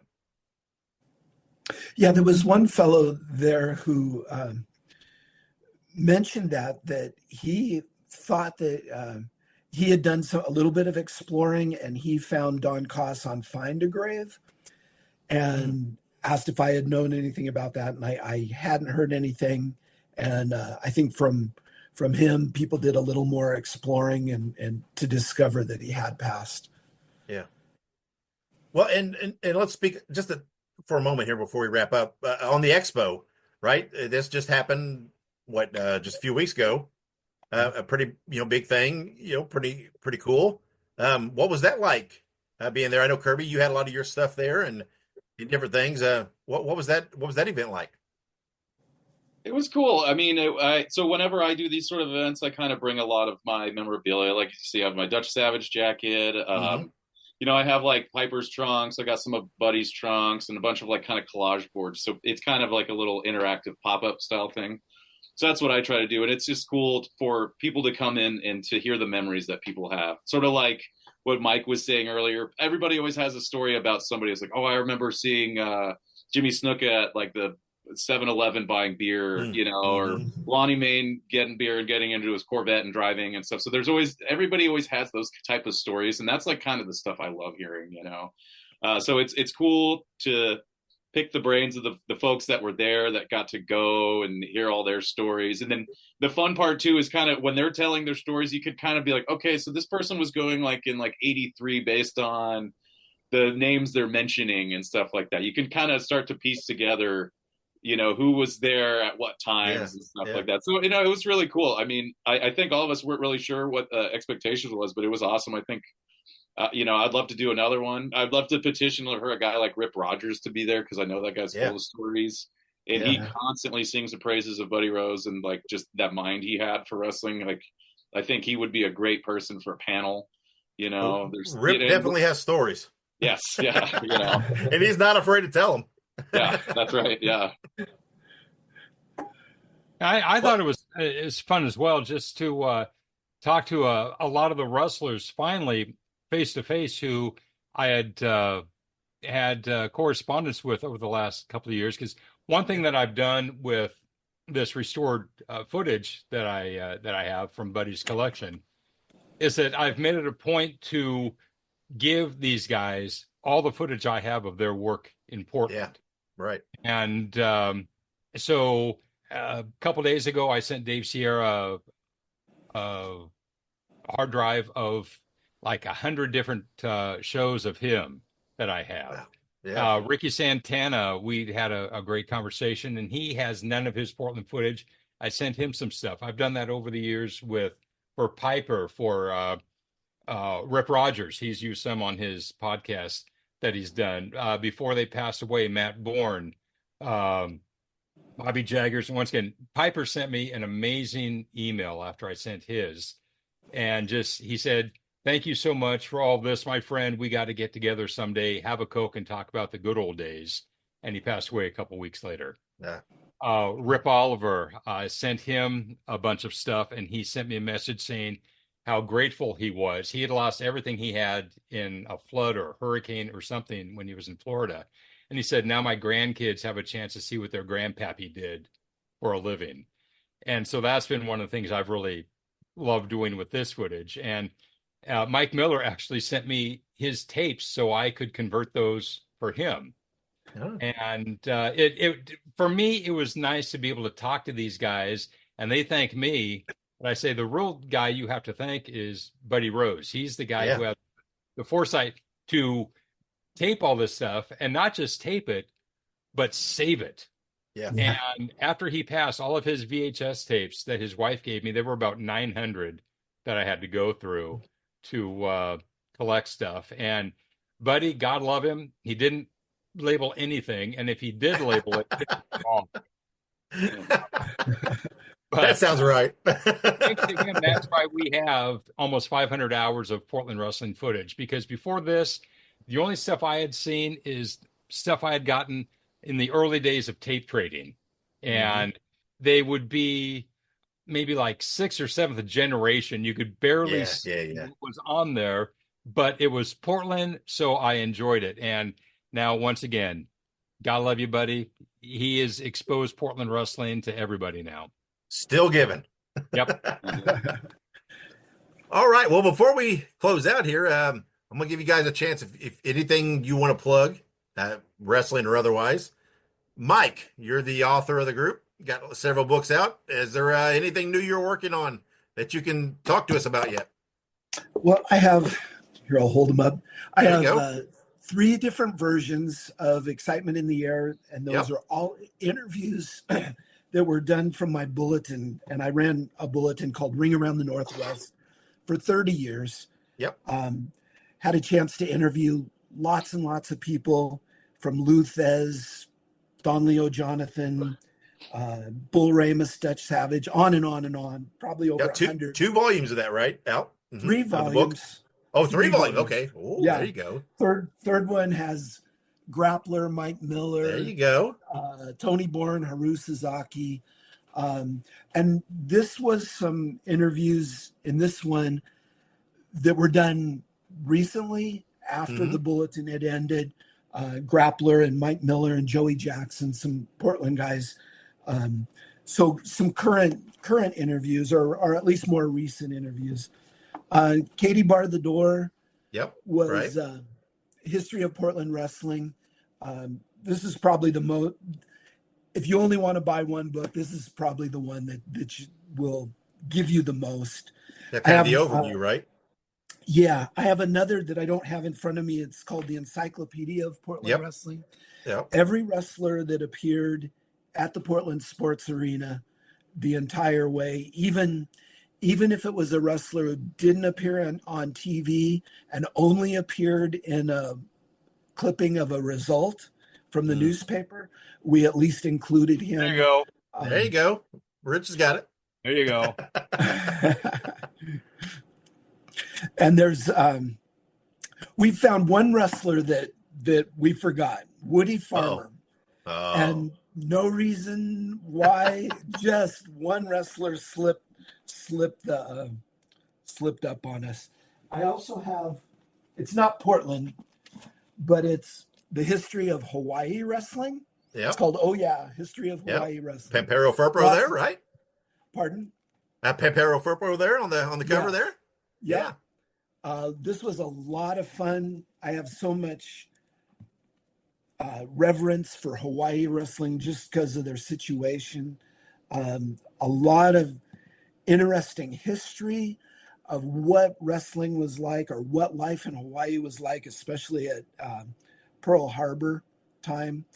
And that unique territory, right? Because it was a stopover on the way to Japan and back a lot of times. Exactly. So, yeah. And I had a chance to interview Lord Blears and Ed Francis when they were alive. So they're and other wrestlers who mentioned Rick Martel I had interviewed him, and he talked about Hawaii. Pampero Furpo talked about Hawaii. So there's some firsthand accounts of that as well. So anything in the works for the future, or not quite yet? The last little book I did was my experiences as a teacher. I don't have that in front of me. That was just a lot of fun. I'm not working on anything right now. Well, you never know when the bug will hit. For Mike's books, the one thing I love about especially Katie Bar the Door and the Encyclopedia of Portland Wrestling, those aren't books that you have to pick up and read cover to cover. You can pick it up and just open up any page. Yeah. And there's amazing information on there. And those are the kind of reference books I like, because once again, you can just go and pick a page and there's something great on there. That's right. Thanks, Reg. Well, yeah. All right, Kerby, what do you got the music, you got the collection. What do you got going on? Well, that kind of segues into kind of what I've been working on. And I have Mike's books dog-eared like crazy right now, because essentially what I'm trying to do is curate a pictorial history on the wrestling in the Northwest, being Portland wrestling. And one of the things I've collected over these years is photography and negatives and things like that all across the territory and hopefully this will bring some prominence to the names of these people that shot photography. But like, I know Mike was in correspondence with Ron Evans, in the past, and I have Ron Evans photo archives. He used to shoot photos in Medford, Oregon, which is pretty much about as far south as the territory went. And he shot in the Medford Armory from like around 73 to 76, and then took a break. And then he started doing photos again in the 80s. I have Bob Lynn's photography archive that actually Mike tipped me off to getting that. And so Bob Lynn did a lot of photography in the Salem, at the Salem Grand Theater. And I have tons of stuff for Portland. I have like a lot of Ken Hamblin, who is a mutual friend of all of ours, his photography from Tacoma. So I'm trying to do as linear as a history of the history of Portland wrestling, essentially from the Portland Sports Arena years up until the very end. Originally, I was going to kind of do a cutoff in the 80s, because for me, that's kind of where the heart and soul of the promotion was. But I don't know if I will ever be doing another project like this again. So I was like, I might as well just use all the resources I have and try to make this book. But it's going to be kind of a coffee table style book. So I'm in the process of doing that. And I'm using Mike's book along the way, just like every day. That's what I've been working on before you got on here. That's what I'm probably going to continue to work on when we wrap up. So there, you can look forward to that. I have no idea when that will be done, but I'm going to be plugging away at it this year. So, yeah. And then the last thing I did, as I mentioned, Ken Hamblin, I put out his footage.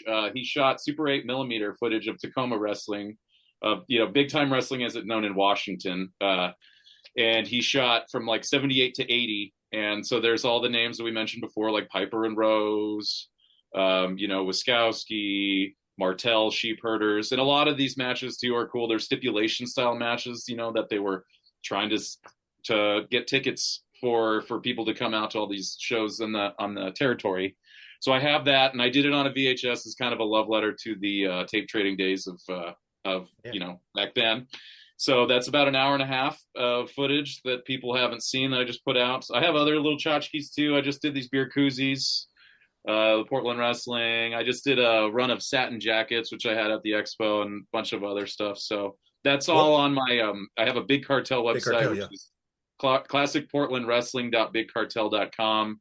If you go to my Instagram, it's on the link there. I have a Twitter, which is PDX Sports Arena. I have the link in the bio there. So if you're interested in any of that sort of stuff, it's all. Well, kind of your central hub is you kind of focus on Instagram a lot, right? Because because picture driven.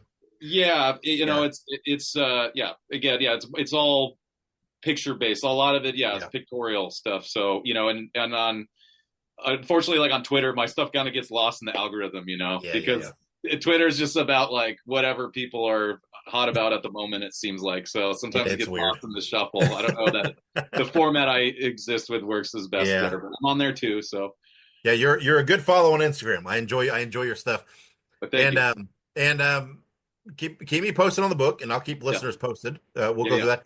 And again, I know it's not related to Portland wrestling, but like we mentioned, you do have a band, right? Are you are you out there on the streaming platforms? Yeah, we're on Spotify, so we're called Donava. It's Danava for I guess fans of kind of the guitar heroics of the 70s. Lots of harmonies and stuff.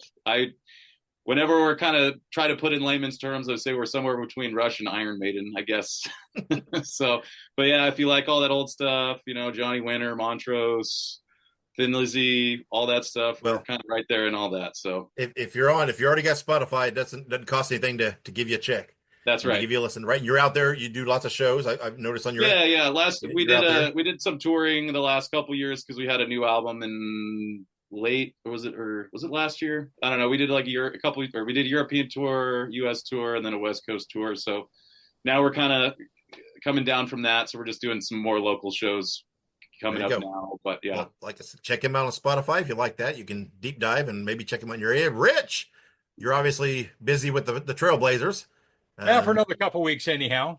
Yeah. So you got anything else brewing out there? Well, what I think everybody knows about is the external hard drive of all the Portland wrestling footage I now have available just on, that's about 500 hours of footage right there that I have available. And just for your viewers here, I'll give a little taste of what these tapes look like, the original ones. Kerby has most of these now. There's one that I kept because the way this entire thing came about is one time I'm asking Buddy, and I said, I would really love to see Lonnie Main in Portland. It's too bad there's no footage of Lonnie Main in Portland. And he goes, oh, I have some.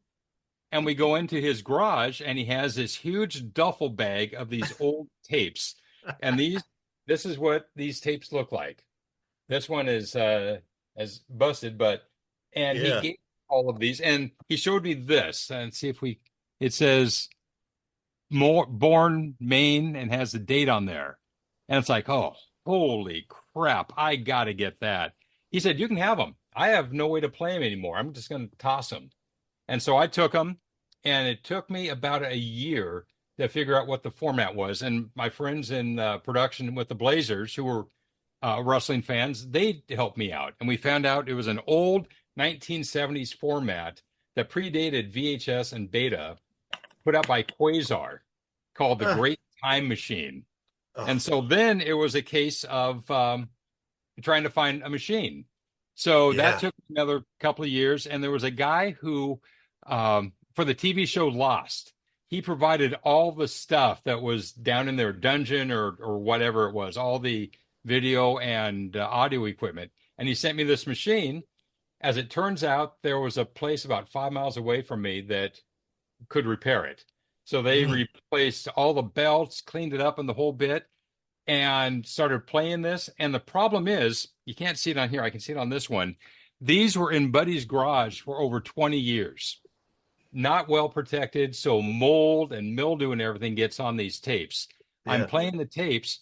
The mold from all of that gums up the tape heads. So I got to go, take it back in, spend another $100 about once a week, get these tape heads cleaned. And finally, I'm able to get everything taken care of. If you watch this footage, it looks like there's bad tracking on there, and that's not tracking. It's where the mold had eaten through the tape, and so there's nothing on there.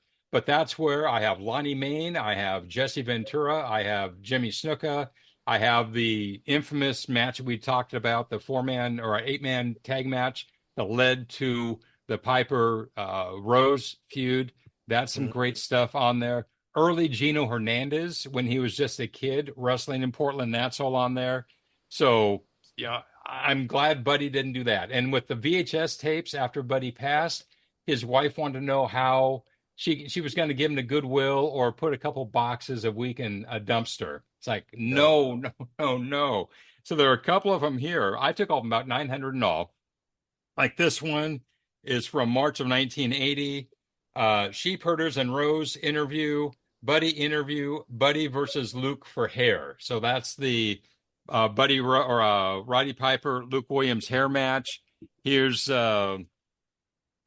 wrestling, Rose and Schultz on there. So anyhow, all of these that's what I spent years transferring over, and they are now all available on this little puppy here. Sold some of them at the expo, which was nice. I've gotten great reviews on them. So people can get in touch with me on Facebook. I'm not on Twitter or Instagram, but they can just get to me directly, Rich Patterson on Facebook, or we have our Facebook group that you know about, Dave, fans of Portland Wrestling. Yep.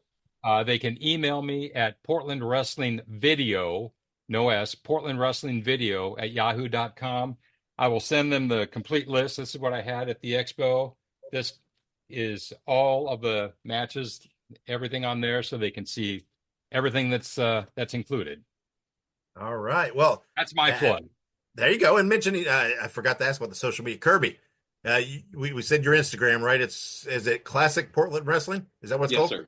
Yes, sir. There you go. That's the best way to find Kerby. You got some links up there for the Big Cartel on the Instagram and everything else. So, follow him on Instagram. Mike, do you have a kind of a central, what's the best way for social media, or do you kind of discourage people?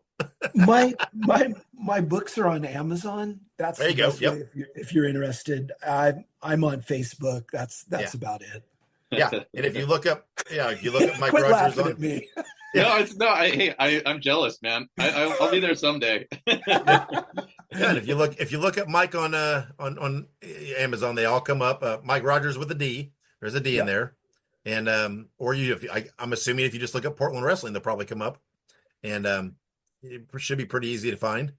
So go check those out. Plenty of Mike's books to purchase on Amazon. Plenty of pictures and memorabilia. If you go to Instagram for Kerby, and if you reach out to Rich, there's plenty of footage that you can purchase and watch. So you can get your between the three of them, whatever kind of media you like, you can get your Portland wrestling feel. Can I say one thing about the footage? Yeah. And YouTube. I've put a couple of things on YouTube. It's Music Guy 64, but not very much. So there are people out there who are posting this video that I saved and restored, claiming it as theirs. So just beware. Please know that, if they want to post it, okay, fine. But the claiming it as their own, that's one thing that kind of gets to me. They're not the one that spent thousands of dollars and hundreds of hours working as a labor of love for this. Yeah, and when it's posted on YouTube, you never know when it's going to be gone, right? And you won't be able to see it anymore. if you buy the material, the drive from Rich, it's yours, right? And you got it. These have many complete shows on them. There you go. Well. Many of them have the original commercials. So Portland people will see the Tom Peterson commercials. They'll see the Marv Tonkin and Friendly Chevrolet commercials, things like that. Yep. All integral, right? Every territory had those kind of things, had those sponsors, those commercials that were integral to the shows. So, guys, I appreciate, again, I've done lots of group interviews like this. This has been the smoothest to put together a schedule. I mean, usually I got to go back and forth all the time this one came together so easy. Everybody was on time. What a dream. But again, in the future, we might revisit with all or some of you and dive a little deeper into specific things in Portland, because it's a fascinating territory. One of the longest running territories, particularly televised, continual, television. And it's like we said, there's a lot of talent that's underappreciated and overlooked through Portland, or people have different perceptions than what they should have of the talent if they could see some of their Portland stuff. So, but again, I could talk for hours on this stuff. I love hearing the stories. So can we. I love talking. Yeah, I love hearing it. It's hard, on my end of it. It's like, we got to keep it reasonable, because who's going to listen to a 6-hour podcast, about this stuff? I could, but I appreciate, I know you guys are all busy and have your projects, and I appreciate your time. And again, I urge everybody to go check out all your stuff if they want to explore Portland a little deeper. And I urge them to look at Portland a little deeper. It's a great territory, and and again, one of the longest running. So, guys, thank you. Everybody go follow them on the social media they mentioned. Go buy the drive from Rich, buy the books from Mike, buy the all the merchandise and stuff from Kerby on the Big Cartel store. And Kerby's coats are amazing. Those satin jackets, those are fantastic. Yeah, I don't know if any of us can pull it off quite like Kerby when he models it. He looks pretty. There you go. Yeah. I mean, Kerby. If you check out Kerby's Instagram, right, he's there modeling it. Yeah. And I don't know that we can all pull it off like Kerby, but we can all try. Oh, you guys got it. I know you do. Well, buy a jacket and try. Yeah. Hey, you bums, we have to take a quick break. Hey guys, Ray Russell here, curator of the WrestleCopia Podcast Network, inviting you guys to listen to many of the programs here as part of the WrestleCopia brand, including, but not limited to, the Wrestling Memory Grenade, currently covering the 1988 and the WWF project. You can also listen to the Regional Wrestling Podcast, where we talk the territories, whether it's Jamie Ward with Georgia 81, Roman Gomez with the UWF in 1986, or Gene Jackson covering Memphis in 85. 3 projects going on right now over there at Regional Wrestling.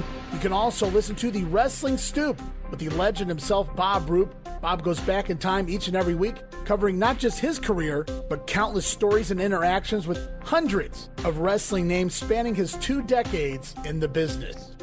But that's not all. You can also check out the Puro Wrestling Academy with the professor of Puro Resu, Mr. Dan Ginnity. Dan and I go back in time and cover the history of Japanese professional wrestling in the English language. And you can listen to all of those shows and more, all part of the WrestleCopia Podcast Network, located over at WrestleCopia.com. That's WrestleCopia.com, and anywhere your podcast streaming needs are met, from Apple to Spotify, Pocket Cast, and beyond. And while you're at it, why not subscribe to our social media guys for all the latest goings on here at the WrestleCopia Podcast Network. Plus, I'm constantly adding old school video clips and pictures from throughout wrestling history. You can follow us over on X, formerly Twitter, at Wrestling Grenade. That's at RASSLIN Grenade. Also, follow and like me, Facebook.com/Wrestling Grenade. And why not subscribe to YouTube.com/Wrestling Grenade. So if you're looking to support that next up-and-coming podcast brand, please consider making it WrestleCopia.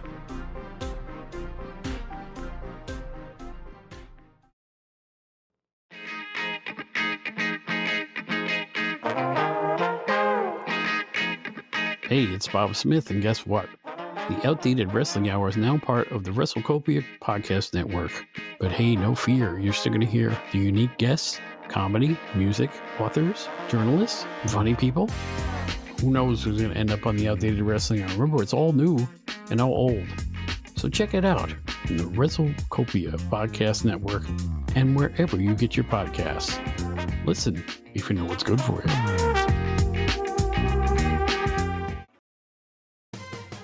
Hey everybody, Gene Jackson here, inviting you to check out the Retro Wrestling Review, where each week I'm joined by some great co-hosts who help me review classic episodes of USWA Championship Wrestling, and right now we are doing week-by-week reviews of 1993. But we don't just do reviews, sometimes we get a chance to interview some of the people who were there and lived it, plus do watch-alongs. It's a lot of fun, so check out new episodes that drop every Wednesday at WrestleCopia.com. And to find links to everything associated to the podcast, you can go to uswapodcast.com. We're back on Wrestling Nostalgia. All right, and thank you to Mike, Kerby, and Rich for joining me and talking Portland. So much fun. Super enjoyed that, and hopefully you guys did too. Hey, everybody. Besides following all those guys on social media and checking out their stuff, go follow me on social media. You can just look up Nostalgic Dave Dynasty or The Dave Dynasty, all one word, and you'll find me on pretty much any social media platform. Also, make sure you go check out all the other WrestleCopia of Network podcasts, whatever I'm trying to say there. Go check out all the other WrestleCopia podcasts. The shows are all fun. Got some great hosts, great topics, lots of good, fun, entertaining history talk. You can look them up on your favorite podcast platform or go to WrestleCopia.com. Also, be sure to check out my friends at the Ultimate Classic Wrestling Library. Go to ClassicWrestling.net or you can download the Ultimate Classic Wrestling app on all of your smart devices. Now, next episode, a while back, I announced that in future installments of the Stampede Wrestling Deep Dive from 1988, which, yes, we are going to do more of those here on Wrestling Nostalgia. But I did announce that on those future installments, I will have a co-host, Abu Wizal, who was a manager at Stampede during that time, will join me on those Stampede Deep Dives. Well, next episode, Abu Wizal joins me as a guest. We're going to introduce you to him and his career and talk all about it. We're going to talk Stampede Wrestling, the Hart family, and much more. Kind of an intro 101, to Abu Wizal. So he is going to be on next episode. Guys, thank you for joining me. Thank you for listening. Hopefully you enjoyed all that Portland wrestling talk earlier. Some good stuff. It was super exciting to do. But until next episode, guys, wherever you go, whatever you do, be good, be safe, and always keep on growing. Fans, we brought you All-Star Championship Wrestling. This is Sam Maneker thanking you for being with us and saying until next time, so long, everyone. Wrestling Nostalgia is copyright Dave Dynasty. Bruiser voice done by John Lawson.